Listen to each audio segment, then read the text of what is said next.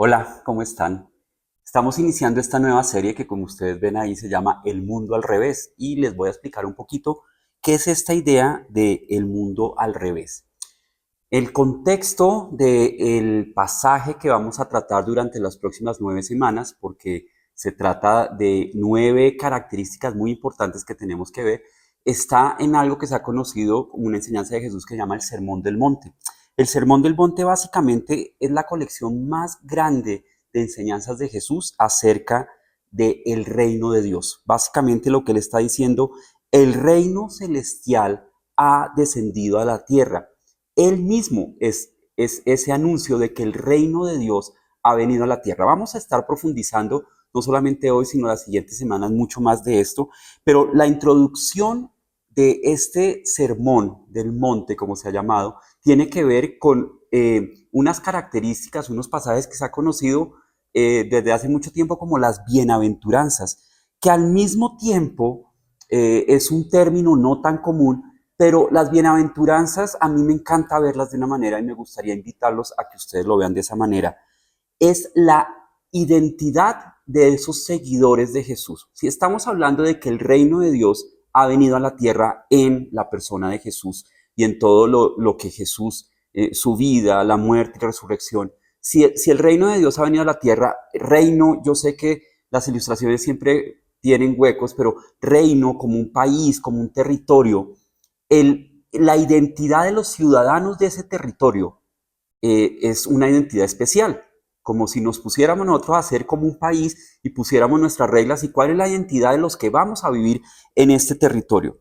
Ese reino pues va a tener como unas reglas y sus habitantes se espera que vivan bajo esas características, pero al mismo tiempo esos habitantes y seguidores del reino, los que son ciudadanos de ese reino, tienen unas características que, como se llama la serie El mundo al revés, no serían las normales que de pronto tú y yo pondríamos si nos pusiéramos a fundar un país. Eso lo llamaremos algo así como la identidad del reino. Entonces, como les digo, el Sermón del Monte, enseñanzas de Jesús acerca del reino, y la introducción al Sermón del Monte es estos pasajes o esta porción de la Biblia que conocemos como las bienaventuranzas, que ahorita les explico un poco más, están hablando de la identidad del reino, de la identidad de cómo son los ciudadanos, los seguidores de este reino. ¿Cómo van a ser? Son 9, como les dije al principio, y por eso esta serie toma 9 domingos y no queríamos que ustedes se quedaran sin la primera. Entonces, en esta porción de la Biblia de las bienaventuranzas, se está hablando, como les dije, de la identidad de los que son del reino.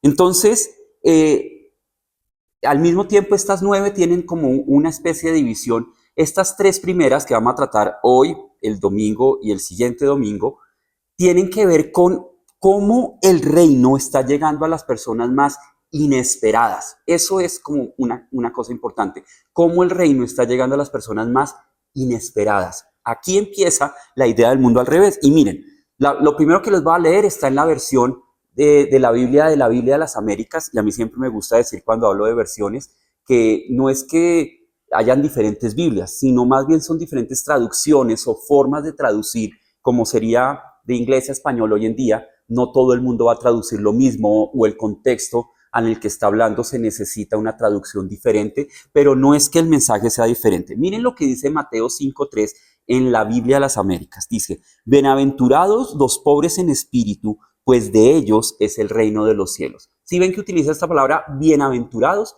eso es como lo primero. En la segunda versión que les voy a leer, que es la nueva versión internacional, que es la más común que usamos acá en Vida Bogotá, nos ayuda a entender un poquito esta palabra bienaventurados, para dónde va. Y dice, dichosos los pobres en espíritu, porque el reino de los cielos les pertenece. Entonces ya tenemos 2 palabras para la misma expresión. La expresión en griego es Macarios. Entonces ya tenemos 2 palabras en español para Macarios. Una es bienaventurados y la otra es dichosos. ¿Qué es Macarios? ¿Cómo se podría entender Macarios? Es aquella persona que está experimentando el favor y la abundancia de Dios. Porque dice bienaventurados. ¿Quién es un bienaventurado? Pues alguien que está experimentando el favor y la abundancia de Dios. Es como decir, mira esa persona, qué buena vida está viviendo esa persona. Esa es la idea de Macarios, como, wow, es lo mejor, dichosos, dichosos, qué buena vida tienen los pobres en espíritu. Sería como una traducción que algunos han sugerido. Qué buena vida tienen los pobres en espíritu. Pero ahí mismo ustedes notarán que está el contraste. O sea, buena vida es algo bueno y pobres, no importa casi de qué, es algo malo. ¿Sí? Qué buena vida, qué bueno algo malo. Y uno dice, bueno, pues por eso la serie se llama El Mundo al Revés. Y eso es lo que estamos entendiendo.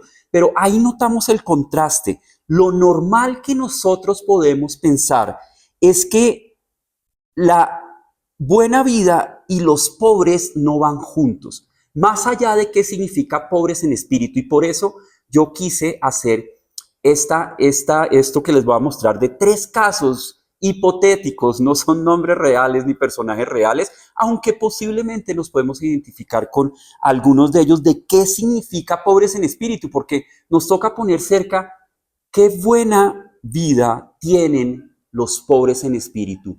Pero para entender por qué esa frase tiene tanto sentido, y la segunda parte de esta bienaventuranza que ya leímos acerca de que ellos recibirán el reino de los cielos, tiene tanto sentido. ¿Por qué es el mundo al revés? ¿Por qué el reino llega a las personas más inesperadas? ¿Y cuál es nuestra parte en esto?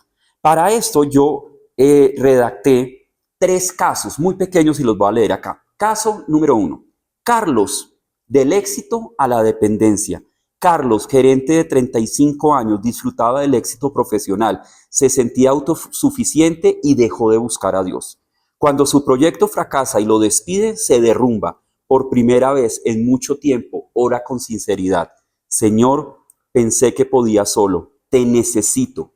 Descubre su bancarrota espiritual. No es el desempleo lo que lo transforma, sino el reconocimiento de que sin Dios está vacío. Ahora vive agradecido, ora antes de decidir y sabe que todo lo ha recibido por gracia. Caso número 2. Laura, el agotamiento revelador. Laura, madre de 2 hijos, es vista como fuerte, pero por dentro está agotada. Un día, entre lágrimas en el baño, ora, Señor, ya no puedo. Hazlo tú por mí. En ese momento de quiebre, la libera. Deja de fingir fortaleza y se entrega. Encuentra paz. No al tener todo bajo control, sino al depender de Dios cada día. Caso 3. Andrés, la fragilidad lo despierta. Andrés, de 58 años, siempre fue fuerte e independiente. Un diagnóstico crónico lo obliga a depender de otros. Su autosuficiencia se rompe y ora desde la vulnerabilidad. Señor, ni mi salud depende de mí. Sosténme tú. Descubre que la verdadera fortaleza está en la gracia. Aprende a recibir, a descansar y reconoce que siempre necesitó a Dios, aunque nunca lo admitía. Entonces este hombre Carlos, que lo despiden, pero se derrumba, pero reconoce esa necesidad de Dios. Laura, una mamá, como cualquiera de ustedes puede ser mamá, papás, en donde sienten ya no puedo más, pero en algún momento van a Dios y dicen, hazlo por mí. Y Andrés, que ante un diagnóstico de su salud, reconoce que está en manos de Dios, que es frágil. Entonces creo que así entendemos un poco qué es esto de pobres en espíritu. La pobreza de espíritu, en espíritu, no se trata de ser derrotado, sino de vivir conscientes de que todo lo bueno que somos y hacemos viene de Dios. La pobreza en espíritu no es debilidad, es lucidez, es darnos cuenta de nuestra necesidad y confesarlo con nuestras palabras, nuestras actitudes, nuestra forma de pensar. La pobreza de espíritu no solamente es cuando descubrimos que nos falta algo, sino que además, por ejemplo, nuestro cuerpo deja de responder y lo reconocemos como parte de nuestra necesidad de Dios, cuando me doy cuenta que soy frágil, pero al mismo tiempo profundamente amado por Dios, y que de hecho esa fragilidad, especialmente en el corazón, me abre, me da la entrada a una fe aún más sincera, más humilde y más real. Espero que esto nos ayude a entender un poco qué es lo de pobreza en espíritu. Reconocer que aunque otros te admiren, solo Dios puede sostenernos. Descubrir que en medio de una caída, de un momento difícil, podemos reconocer nuestra dependencia de Dios. Entonces, ¿quiénes son los pobres? ¿O quiénes somos? ¿O quiénes deberíamos ser los pobres?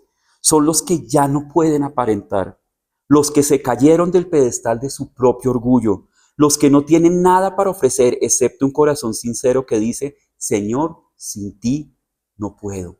Ese reconocimiento de nuestra necesidad de Dios, porque pobreza tiene que ver con necesidad, tiene que ver con algo que nos falta. Esa es pobreza, más o menos en cualquier ámbito que usemos pobreza. Es una necesidad, es algo faltante. Y acá lo faltante es nuestro reconocimiento de nuestra dependencia de Dios, de que no podemos sin Él. No quiere decir estar derrotado, que tengo que estar enfermo, que ya no.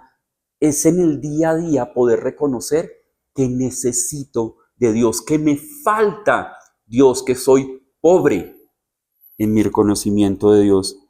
Y la segunda línea de esta primera bienaventuranza, como la conocemos, la segunda línea dice, porque a esos pobres en espíritu, qué buena vida tienen los pobres en espíritu, a esos pobres en espíritu, el reino del cielo, el reino de los cielos les pertenece. Es una realidad celestial de Dios donde todo es hecho según su buena voluntad.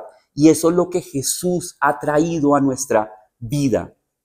Ser seguidores de Jesús es vivir en donde vivimos, pero al mismo tiempo ser ciudadanos del reino de los cielos, con unas características de nuestra vida que nos hace diferentes y que nos hace al mismo tiempo la diferencia que podemos tener en un mundo que no ha reconocido su dependencia de Dios. Aquellas personas que están quebradas.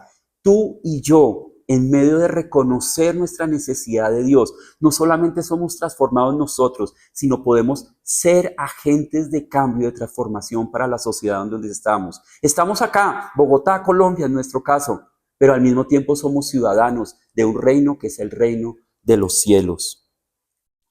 Porque el reino de los cielos no es para los fuertes, es para los dependientes. No es para los que se sienten llenos, sino para los que tienen hambre de algo que solo Dios puede dar.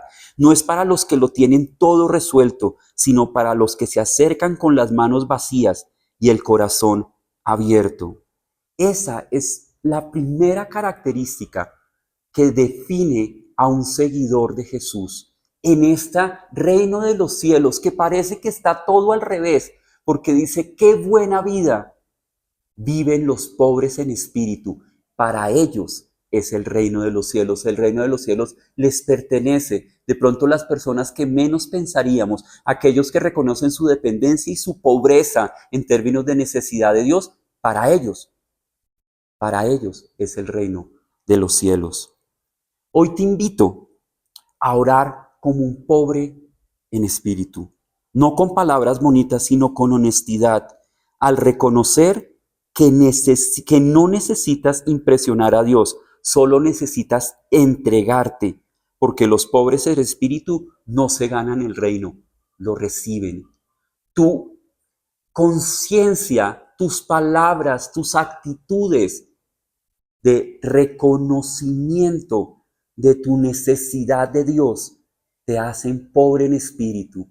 Y esa pobreza en espíritu es la buena vida que podemos vivir de dependencia de Dios en todo.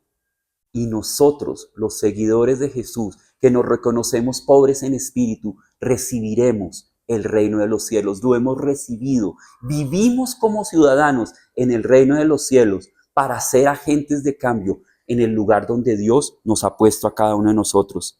Ese reino de los cielos empieza ahora, en la paz que Dios nos da, en la fortaleza que ya no es tuya, sino viene de Dios, y es la fortaleza sin límites, en la presencia de un Dios que se acercó o que se acerca cuando tú te rindes.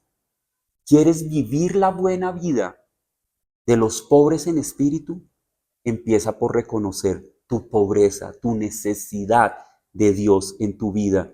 Ojalá que no sea porque estás pasando un tiempo muy difícil, pero a veces los tiempos difíciles son los que nos hacen caer en cuenta de nuestra pobreza en términos de nuestra necesidad de Dios. Ora diciéndole a Dios, te necesito, no puedo sin ti, no quiero tomar decisiones sin ti, no quiero caminar un camino en donde tú no estás, soy dependiente de ti, entrego mi autosuficiencia, que en términos generales me lleva a alejarme de ti, porque es reconocer que no soy pobre, sino que puedo, que tengo, y la pobreza es reconocer que falta, que nos falta, eh, que nos falta Dios. Dichosos los pobres en espíritu, porque el reino de los cielos les pertenece. Oremos. Señor, reconocemos nuestra necesidad de ti, reconocemos que no queremos caminar sin ti. Señor, te entrego mi autosuficiencia. No quiero tratar de pretender ante nada que yo puedo solo. Yo puedo porque he reconocido que te necesito y te pido que el reino de los cielos que ha descendido viva en mí a través de Jesús. Gracias, Padre Santo, por tu amor. Gracias, Padre Santo, por Jesús. Oramos en su nombre. Amén y amén.